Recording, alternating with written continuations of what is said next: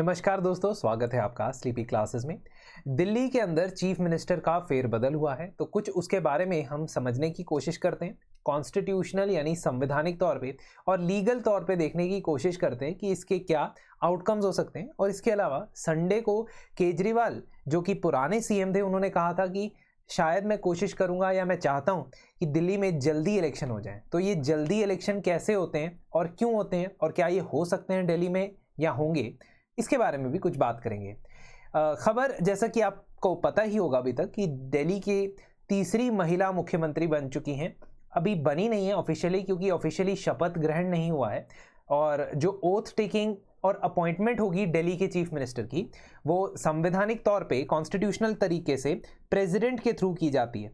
तो lieutenant governor के पास आप सिर्फ अपनी मेजॉरिटी क्लेम स्टेक करने जाते हो कि आपके पास मेजॉरिटी है, लेकिन जो अपॉइंटमेंट की जाती है वो प्रेसिडेंट के द्वारा की जाती है। दिल्ली खास तौर पे समझिएगा कि एक स्टेट नहीं है, एक यूटी विद लेजिस्लेचर है। तो वो एक खास प्रकार का यूनियन टेरिटरी है, जिसके बारे में थोड़ी और आगे चर्चा करेंगे। दिल्ली के अंदर चीफ मिनिस्टर होते हैं, काउंसिल ऑफ मिनिस्टर होते हैं, और जो चीफ मिनिस्टर तीसरी बार लेडी या फीमेल चीफ मिनिस्टर बनी after Sushma Swaraj for a brief period in 1998 and Sheila Dikshit for a long time period 1998 से लेके 2013 के बीच में। और she is also touted to be the youngest chief minister of Delhi. तो अब जब ये चीफ मिनिस्टर बनेगी तब देखेंगे, लेकिन अभी इनको चीफ मिनिस्टर क्यों बनना पड़ा? क्योंकि अरविंद केजरीवाल, जिनको रिसेंटली बेल दी गई थी सुप्रीम कोर्ट के द्वारा, उनके अगेंस्ट जो है वो दिल्ली लिकर स्कैम केस के अंदर काफ़ी समय से इन्वेस्टिगेशन चल रहा है, वो जेल में भी थे। तो उनको कोई लीगल रीज़न नहीं था रिज़ाइन करने के लिए। ऐसा नहीं था कि अगर उनके खिलाफ कोई केस चल रहा है तो उन्हें रिज़ाइन करना है, ऐसा कानून में लिखा हुआ है। ऑल्सो जब तक कन्विक्शन नहीं हो जाती, जब तक कॉन्विक्ट डिक्लेयर या घोषित नहीं कर दिया जाता है अदालत में, तब तक आप मेंबर ऑफ लेजिस्लेटिव असेंबली की जो आपकी पोजीशन होती है, एमएलए की जो आपकी पोजीशन होती है, आपको वहां से रिजाइन करने की भी आवश्यकता नहीं पड़ती है। तो in both the circumstances legal requirement नहीं थी, लेकिन अरविंद केजरीवाल का कहना है कि मॉरल रीजंस की वजह से वो रिजाइन कर रहे हैं। वो चाहते हैं कि इलेक्शन के अंदर हम जल्द से जल्द जाएं और इलेक्शन में वोट मांगे, और वोट के बेसिस पे जो है हमें एक सैंक्शन मिले, ठप्पा मिले कि भाई साहब जो जनता है वो आप पे विश्वास रखती है। अब दिल्ली के अंदर इलेक्शन जो एक्चुअल होने हैं वो इस कॉन्टेक्स्ट में समझिएगा कि फरवरी 2025 विधानसभा, जो दिल्ली की विधानसभा है, जिसको लेजिस्लेटिव असेंबली कहते हैं इंग्लिश में, उसका टेन्योर होता है, टाइम पीरियड होता है हर स्टेट की विधानसभा का, और हर यूटी जिसकी लेजिस्लेचर होती है उसकी विधानसभा का एक टेन्योर होता है, और वो टेन्योर 5 साल फिक्स है। अब ये 5 साल पूरे होने वाले हैं फरवरी 2025 में, लेकिन केजरीवाल ने मेंशन किया कि मैं चाहता हूं जल्द इलेक्शन हो, और प्रॉबेबली नवंबर 2024 में जब महाराष्ट्र और हरियाणा के इलेक्शन होने वाले हैं, इस साल असेंबली इलेक्शंस बहुत जगह होने वाले हैं, और महाराष्ट्र के अंदर नवंबर में होने वाले हैं इनफैक्ट। तो महाराष्ट्र के साथ इसको जल्दी किया जाए। तो क्या जल्दी डिसॉल्व किया जा सकता है या भंग किया जा सकता है स्टेट की विधानसभा को? अगर आप इलेक्शंस की बात करते हैं और डिसोल्यूशन की बात करते हैं, ये आपस में इंटरलिंक्ड है। क्यों? क्योंकि जब विधानसभा डिसॉल्व होनी है और विधानसभा का टेन्योर खत्म होना है, उसके पहले पहले आपको इलेक्शन करवाना पड़ता है। अगर आप कॉन्स्टिट्यूशन देखो तो आपको ये पता है कि आर्टिकल 324 के तहत हमारा एक इलेक्शन कमीशन है, और ये इलेक्शन कमीशन जो है विधानसभा के इलेक्शन करवाता है हर एक स्टेट के, सेंटर के अंदर लोकसभा और राज्यसभा के इलेक्शन करवाता है, प्रेसिडेंट और वाइस प्रेसिडेंट के भी इलेक्शन करवाता है। और जिन यूटीज में लेजिस्लेटिव असेंबली है, जैसे कि जम्मू एंड कश्मीर, दिल्ली और पुडुचेरी, यहाँ पे भी इलेक्शन कमीशन ऑफ इंडिया ही चुनाव करवाता है। जनरली वो जब चुनाव करता है उसकी डेट फिक्स करने के लिए वो देखता है कि लास्ट डेट ऑफ टेन्योर कब है, जो ये 5 साल है, ये 5 साल कब खत्म हो रहे हैं, और उससे कुछ महीने पहले वो प्रक्रिया शुरू कर देता है। आगे बताऊंगा, लेकिन उससे पहले एक छोटा सा रिमाइंडर, करंट अफेयर्स का जो हमारा लाइव मंथली करंट अफेयर्स का प्रोग्राम है वो आप अवेल कर सकते हैं, जिसके अंदर स्पेसिफिक सभी सब्जेक्ट की करंट अफेयर्स कवर किए जाएंगे हफ्ते के पहले 10 दिन के अंदर, और मल्टीपल सोर्सेज से आपको यहाँ पे जानकारी मिलेगी, टू द पॉइंट, सिर्फ exam relevant current affairs discussion और कुछ नहीं। आप यहाँ पे एनरोल कर सकते हैं।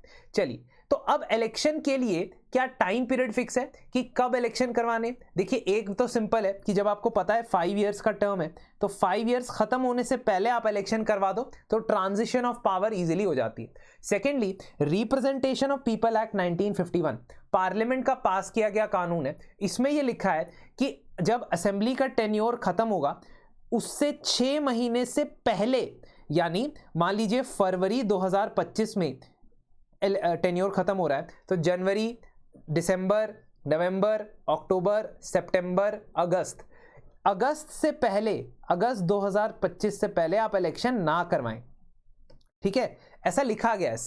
2024 से पहले आप इलेक्शन नहीं करवा सकते हैं, आपको कम से कम 6 महीने रहने चाहिए। अगर आपको अगस्त 2024 से पहले करना है ना, टर्म ऑफ द असेंबली जब खत्म होगी उससे पहले करना है, यानी अगस्त 2024 से पहले करना है, तब आप सिर्फ तभी करा सकते हो जब असेंबली डिसॉल्व हो जाए अपनी टर्म कंप्लीट किए बिना। अपनी टर्म कंप्लीट किए बिना अगर वो पहले ही डिसॉल्व हो जाए तब आप इलेक्शन करवा सकते हो। तो एक टेक्निकलिटी या एक टेक्निकल कंफ्यूजन यहाँ पे आपको क्लियर हो सकता है कि अगर अभी मुझे दिल्ली के लिए इलेक्शन करवाने हैं, क्योंकि असेंबली का टेन्योर खत्म होने में 6 महीने ही बाकी है, तो आप इलेक्शन करवा सकते हैं। This is a possibility again. ठीक है, मैं ये बता रहा हूं कि ये डिपेंड करता है और बहुत सारे फैक्टर्स पे। अब मान लीजिए कि अगर आपको अर्ली इलेक्शंस करवाने या टेन्योर खत्म करना है, ठीक है, फ्रेश इलेक्शंस करवाने हैं बिफोर द टर्म एंड्स और वो प्री मैच्योर करवाने, उसके लिए आप कभी भी लेजिस्लेटिव असेंबली को डिसॉल्व करवा सकते हो। ये मैं बात कर रहा हूं स्टेट के मामले में। तो अगर कोई स्टेट है, राज्य है भारत में, तो संविधान का आर्टिकल 174 कहता है कि गवर्नर में from time to time dissolve the legislative assembly. It has been established by the several supreme court judgments कि गवर्नर ये फैसला खुद अपनी डिस्क्रिशन से नहीं ले सकते हैं, ये फैसला उनको चीफ मिनिस्टर की एड एंड एडवाइस पे ही लेना पड़ेगा। ऐसा हो सकता है और हुआ भी है भारत के इतिहास में। 2018 की एग्जाम्पल है के चंद्रशेखर राव जब तेलंगाना के चीफ मिनिस्टर थे तो उन्होंने सितंबर में डिसाइड किया कि हम अर्ली डिसोल्यूशन करवा देंगे असेंबली का और अर्ली इलेक्शन करवा देंगे। इनफैक्ट लोकसभा चुनाव 2019 से पहले उन्होंने चाहा था कि मेरे इलेक्शन खत्म हो जाए, मेरे स्टेट वाले, और उन्होंने ऐसा किया भी, अर्ली डिसॉल्व करवाया और वहां पे इलेक्शन हुए। तो ऐसा नहीं है कि स्टेट्स में कभी भी 5 साल से पहले जल्दी डिसॉल्व नहीं करवाएगी लोकसभा। देखो, लोकसभा डिसॉल्व होने के और भी कारण हो सकते हैं। एक और कारण यह हो सकता है कि चीफ मिनिस्टर और काउंसिल ऑफ मिनिस्टर जिस पार्टी को बिलोंग करते हैं उसकी मेजॉरिटी चली जाए, मतलब हाउस के अंदर, सदन के अंदर फ्लोर टेस्ट हो, फ्लोर टेस्ट में वो मेजॉरिटी वोट ना हासिल कर पाए, but that is a separate reason. यहां पे वॉलंटरीली डिसॉल्व करवाया जा रहा है असेंबली को। हालांकि अभी दिल्ली की असेंबली के बारे में कोई बात नहीं हो रही है, बट पॉसिबिलिटीज डिस्कस हो रही है। दिल्ली क्योंकि फुल स्टेट नहीं है, इसलिए दिल्ली के लिए आपको 2 चीजें रेफर करनी पड़ेगी। एक, संविधान का आर्टिकल 239AA और दूसरा government of NCTD Delhi act. ये 1991 का कानून है। इस कानून में जैसे गवर्नर को पावर दी है वैसे यहां पे लेफ्टिनेंट गवर्नर को पावर दी है कि वो डिसॉल्व कर सकते हैं असेंबली को जल्दी, prematurely, before 5 years are complete. But lieutenant governor के केस में एक गड़बड़ है। लेफ्टिनेंट गवर्नर के केस में जब इस कानून के अंदर लिखा है तो एक तो चीफ मिनिस्टर का मेंशन नहीं कि चीफ मिनिस्टर की एडवाइस पे करेंगे या नहीं करेंगे। दूसरा, अगर आप संविधान देखते हैं तो संविधान में यह लिखा है कि दिल्ली की लेजिस्लेटिव असेंबली है, दिल्ली की एक काउंसिल ऑफ मिनिस्टर है, मंत्रिमंडल है, और वो एडवाइस करने के लिए बैठे हैं लेफ्टिनेंट गवर्नर को। पर यहां पे स्पेसिफिकली लिखा है that provided in case of difference of opinion between the LG and ministers on any matter, LG can refer it to the president. So ultimately president decide कर सकते हैं कि मुझे दिल्ली की असेंबली को डिसॉल्व करना है या नहीं करना है। तो इसका मतलब ये फैसला, जो आखिरी फैसला डिसोल्यूशन की बात अगर होती है 5 साल से पहले की, तो प्रेसिडेंट के पास भी ये जा सकता है। दूसरी बात, मान लीजिए रो पिट के अगर ये डिसॉल्व, अर्ली डिसोल्यूशन हो जाता है असेंबली का, उसके बाद क्या? उसके बाद इलेक्शन कमीशन को काम करने के लिए बहुत सारा एडिशनल वर्क करना पड़ता है। अभी आपको पता है कि कश्मीर, जम्मू एंड कश्मीर के अंदर 2 चरण में चुनाव होने हैं, उसके बाद महाराष्ट्र के अंदर नवंबर में चुनाव होने हैं, उसके बाद हरियाणा की भी प्लानिंग चल रही है। तो बहुत सारा काम ऑलरेडी उनके पास पाइल्ड अप है। क्या शेड्यूल करने से पहले इलेक्शन कमीशन ऑफ इंडिया तैयार है कि वो एडमिनिस्ट्रेशन के साथ मीटिंग करे, पुलिस मशीनरी के साथ मीटिंग करे? इसके अलावा ईवीएम्स को टेस्टिंग करना होता है, इसके अलावा इलेक्टोरल रोल को रिवाइज करना होता है जो वोटर लिस्ट होती है। अब आपको मैं ये भी बता दूं कि जम्मू एंड कश्मीर, हरियाणा, महाराष्ट्र और झारखंड, इनके लिए इलेक्टोरल रोल रिवीजन प्रोसेस अगस्त में कंप्लीट कर लिया गया था, क्योंकि यहां पे इलेक्शन होने थे तो ये पहले कर लिया गया था। दिल्ली के लिए ये प्रोसेस जनवरी को किया जाएगा ऐसा बोला जा रहा था, लेकिन अब जब अगर अर्ली इलेक्शन करवाने पड़े तो क्या इस प्रोसेस को प्रीपोन किया जाएगा या नहीं किया जाएगा? देखो, ये हाइपोथेटिकल बात है, क्योंकि मोस्ट प्रॉब्ली अर्ली इलेक्शन नहीं होंगे, फरवरी में ही होंगे, क्योंकि अब न्यू सीएम आ चुके हैं। लेकिन पॉसिबली जो सिनारियो बनते हैं उसको कॉन्स्टिट्यूशनल लीगल तरीके से मैं डिस्कस कर रहा हूं।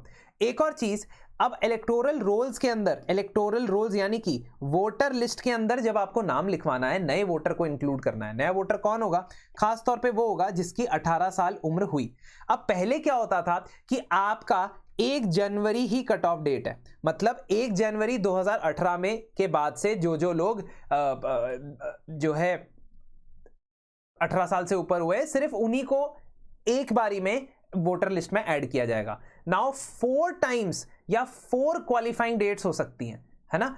इसका मतलब है कि अगर मैं 2024 की लिस्ट को अपडेट कर रहा हूं, अगर मैं पहले कर रहा होता तो मैं सिर्फ 1 जनवरी के वाले दिन जो लोग 18 साल के ऊपर हुए हैं उनको अपडेट करूंगा। लेकिन अब मैं अप्रैल 1, जुलाई 1 और अक्टूबर 1 तक जो लोग 18 प्लस हो गए हैं उनको भी अपडेट करूंगा। ठीक है? So there will be more revisions, there will be more changes. तो ये कब हुआ था ये चीज, या ये प्रावधान आरपीए में, रिप्रेजेंटेशन ऑफ पीपल में एक्ट में कब आया था? Election laws amendment act of 2021 से। तो अब जो वोटर लिस्ट है, क्या उसको अपडेट करना है, किस तरीके से अपडेट करना है? देखिए, मुझे लगता है कि अर्ली इलेक्शंस तो शायद नहीं करवाए जाएंगे, लेकिन अगर ऐसा कुछ प्लान किया जाता है आगे के लिए तो आप देखिएगा कि किस तरीके से हाउ इट पैन्स आउट। तो अब आगे की सिचुएशन देखने वाली है। आपको मैंने कॉन्स्टिट्यूशनल और लीगल प्रावधान बता दिए हैं। यदि आप इस प्रकार की और वीडियोस जहां पे मैं करंट इवेंट्स डिस्कस करता हूं तो प्लीज करंट अफेयर्स कमेंट कर दीजिए in the comment section. So I'll be continuing with discussing current affairs. Thank you and have a very nice day.